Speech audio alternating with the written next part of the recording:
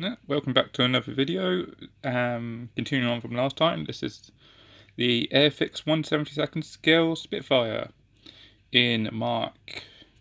We have pre-war Mark 1, Mark 1, Mark 2, and Mark 5. All machine gun armed variants. Just goes to show, I would say the versatility of the kit, but the versatility of the Spitfire, I would probably say it more accurately, as they are, as you can see, all the exact same. So, as seen on the unboxing video, we'll start with the basic Mark 1 kit. I say, nice lovely little kit, goes together fairly well, bar the cockpit. I have problems with that cockpit. As I did, this one was painted up a while ago. I used the Umbro paints, 2930. I don't think it's sky underneath. Nope, it's not sky underneath. Aluminium, which that isn't. That is a Citadel. I can't remember what the one's called. And white and black underside for nighttime operations. Yes, did weather it down a little bit. The upper side, see, it is a bit darker compared to the others, which are also Umbro. The reason being because I thought to add a bit of like, it's showing up a little bit like pale blue tinge, but that's more because of the light. Shows a little bit more worn and darker than the others because to show wear and tear, I put a black wash over the top of it, a very, very watered down black wash. Camera's randomly focusing on something then, don't know what. But it came out a bit darker than normal, but yeah, I still like it, it's my model. I say, went together very well. Not quite obvious, but there is actually a bit of easy line there and represent the aerial. The panel lines I did with a it was either Agrax Earthshade or None Oil. It's a Citadel wash, just with a fine brush going to all the panel lines and paint them in. Yep, it's still an early one. You still got the seam line there. But yeah, unlike the starter box, which came with what 1, 2, 3, 4, 5, 6, 7, 8, about 9 decals. This one comes with a lot more. As you can see, a little bit of raised work on the raised panel line on the roundels, which don't quite come through. The little landing gear indicator nub didn't affect this one. Normally I've had problems. I think I just see it on the Mark 5. Yeah, you can see just there. It's got caught on the Mark 5, but the Mark 1, not so much.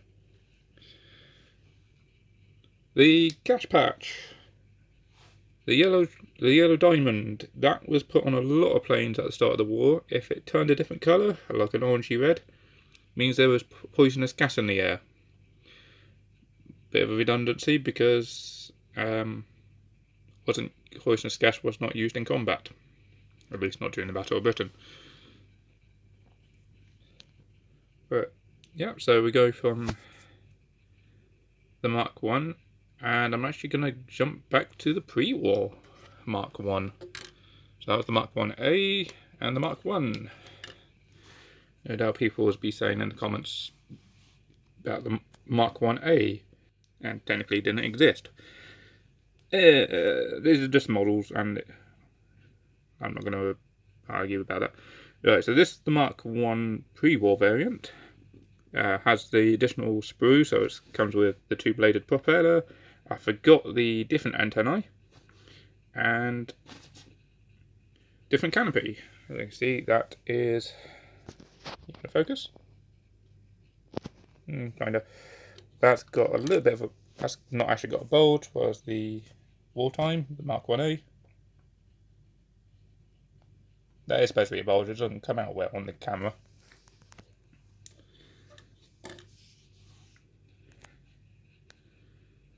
But yes, again, not much difference otherwise. The underside is pretty much the same, painted in aluminium. It's the Citadel colour. I can't remember what it's called. And it's been painted up to represent number 19 Squadron. Airfix did release a Mark 5 Mark 1 kit. It's literally a Mark 5/1 kit. And it was of number 19 Squadron. Unfortunately, I missed out on it. But they re-released it as the Mark 5 Mark 2 kit, which is those two. And I had a few of those lying around, so I basically borrowed the large roundels out of the starter kits, the DWK kits, because those are quite big and were about the same size as this. And the side roundels come off the Mark II. Number 19, I painted on the back. Yeah, not much different, I think.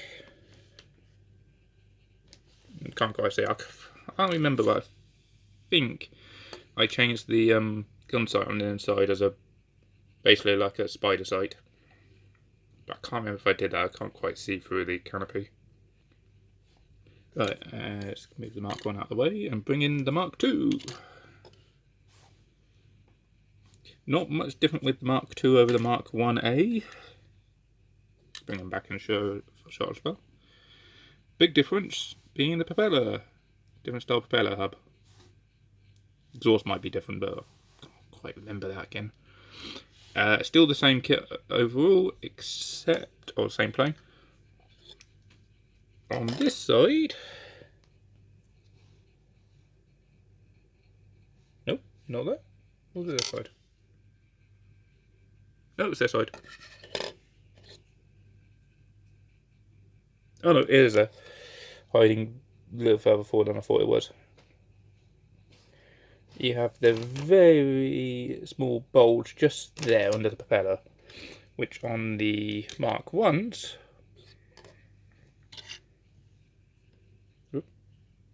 Mark 1's there. Nope, can't see it. Because it wasn't there, and it was the starter motor that they put in. This was observer core. Side code, go look it up. Again, not much problems with these. The decals, tail decal, you can just about make out coming off a little bit. You can see it there. But yeah, nice little kit. The underside's a little different. Oop,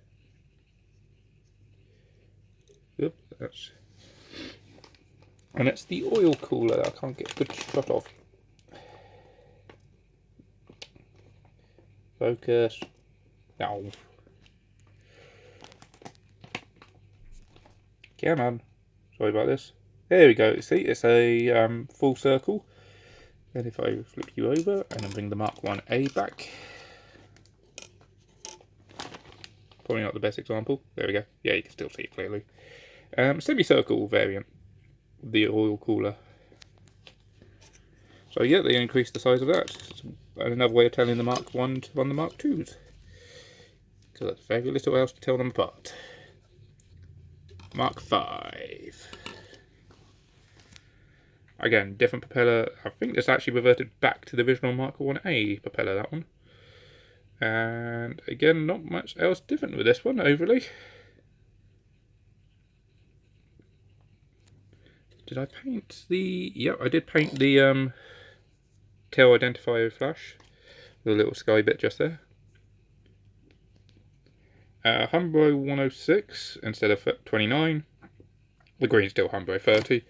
And the underside, I believe, yep, is the other one. I can't remember which one that is.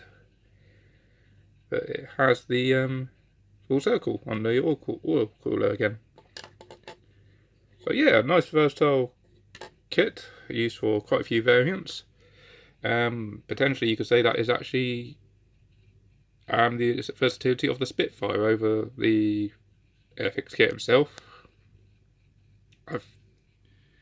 Yeah, the versatility of the Spitfire. The biggest change coming in with the Mark 9, with a different engine. I think it was the Griffin this time instead of the Merlin. and that was in response to the Focke-Wulf 190s, the FW 190s, which absolutely ran circles around the Mark 5s. And just to represent the versatility of the actual kit itself, a little surprise visit from my conversion of K5054, the prototype. So I used the bits out of the Mark 1 Spitfire, the propeller and the antennae. You might say, well, the antenna's there. It's not on K5. Where is it? Yeah. Stuck it in the machine gun hole there, because that was the P-tail tube. A few other conversions I did between the Mark 1 and K5054 is the exhaust. The intention was to actually drill out the exhaust, fill it in, and then drill it out to represent. Unfortunately, I just couldn't do it. So, painted it on instead. Little exhaust holes. Did try and represent the panels because they are different on K5. The tail is slightly different. You see the counterweight height at the front, whereas the Mark 1s, the counterweight is different. I was using the Mark 1 pre-war variant there. That was very easy. I just literally got snips, cut it straight off, glued it on, put a bit of filler in just to hide the line there. The underside is slightly different as well, because K5054 had the undercarriage fully enclosed, so a couple of extra flaps made out of plasticard, and the radiator was also extended up to the wheelbase, which if I just borrow the Mark II, because it's just a hand, whoops, and you notice it comes a little bit short there, and it comes all the way up, I say all the way up to the wheelbase, extended using plasticard and then green stuffed over and then filed flat, or flat-ish. You're not going to necessarily look at the underside of K5. But yeah, that's the versatility of the Airfix kit, and I know there's a few other conversion kits out there to make the photo reconnaissance versions, or even you can like open up the gun bays, but take K5 out of it, just put the pre-war Mark 1 back in, so you can have all these. There you go. All the gun bays open, have the engine exposed, open the cockpit. Wouldn't recommend on these kits because the plastic's quite thick, won't fit over properly. Yeah, so just a nice versatile little kit of the Mark 1, or the Spitfire. The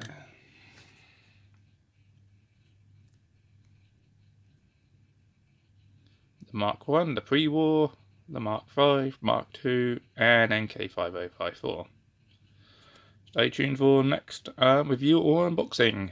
Not quite sure which one I'm going to do next. Possibly another review. Potentially German aircraft this time. Okay. Thanks. Bye.